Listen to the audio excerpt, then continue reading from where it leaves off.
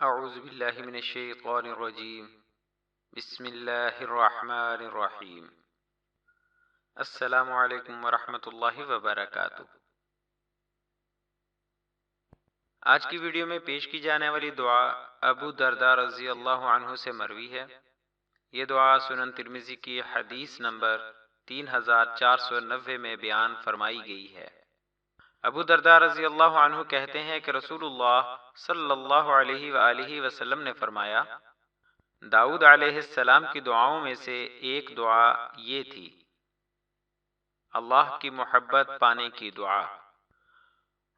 اللہم انی اسألک حبک وحب من یحبک والعمل الذی یبلغنی حبک۔ اللہم اجعل حبک احب الی من نفسی واہلی ومن الماء البارد۔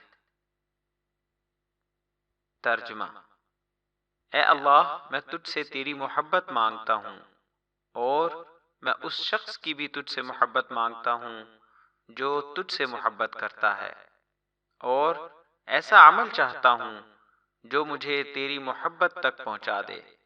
اے اللہ، تو اپنی محبت کو مجھے میری جان اور میرے گھر والوں سے زیادہ محبوب بنا دے۔ اے اللہ، اپنی محبت کو ٹھنڈے پانی کی محبت سے بھی زیادہ کر دے۔ مزید راوی کہتے ہیں، رسول اللہ صلی اللہ علیہ وآلہ وسلم جب داؤد علیہ السلام کا ذکر کرتے تو ان کے بارے میں بتاتے ہوئے کہتے، وہ لوگوں میں سب سے زیادہ عبادت گزار تھے۔ آخر میں آپ سے گزارش ہے کہ ہماری حوصلہ افزائی کے لیے ہماری ویڈیوز کو لائک اور شیئر ضرور کریں۔ شکریہ۔ جزاک اللہ خیرہ۔